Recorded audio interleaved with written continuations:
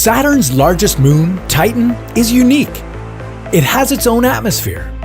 Not only that, it's the only planet or moon other than Earth to have bodies of liquid on its surface. Would it be possible to take a dip in one of these lakes? What would the liquid feel like? And how far could you swim? This is What If, and here's what would happen if you could swim in Titan's lakes. Titan is the second largest moon in our entire solar system. It's bigger than our moon and even bigger than the planet Mercury. Despite being so large, Titan has a weak gravitational pull. Let's say you weigh 70 kilograms here on Earth. On Titan, you'd weigh just 10. Unfortunately, this means you won't be doing any epic cannonballs into Titan's lakes. If you could find a cliff to jump off, it would take you quite a while to float down to the surface of the liquid. But when you finally reach the lake, you'll plummet to the bottom extremely fast.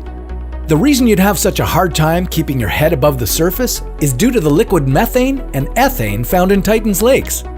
The density of liquid methane is much lower than water, so you wouldn't be as buoyant. Swimming on Earth is easy because humans aren't as dense as water.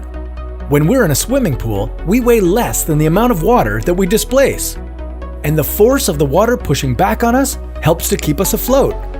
In Titan's lakes, your body would be much more dense than the liquid methane you're attempting to swim in. It would feel as if you were made of stone. On the surface of the lake, the liquid methane would appear completely clear, but you still wouldn't be able to see too deep due to the dark rock and thick atmosphere on the moon.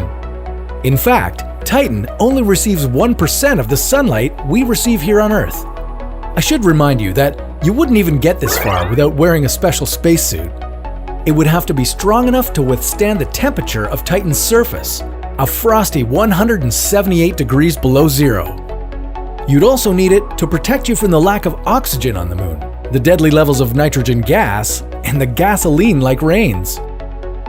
Okay, back to you being underwater, or under liquid methane. From the bottom of the lake, to get back up to the surface, you'd need to swim up 200 meters. Once you reach the surface, you'd quickly realize just how big the lake you're in is. This is Kraken Mare, which is 400,000 square kilometers.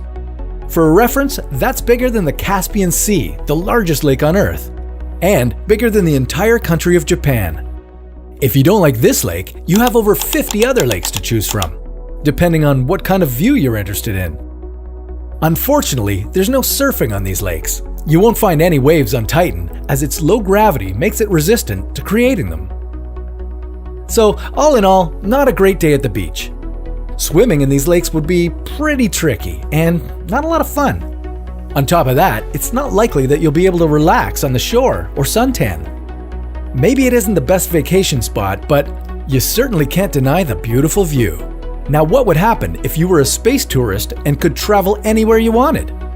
Well, that sounds like a question for another What If.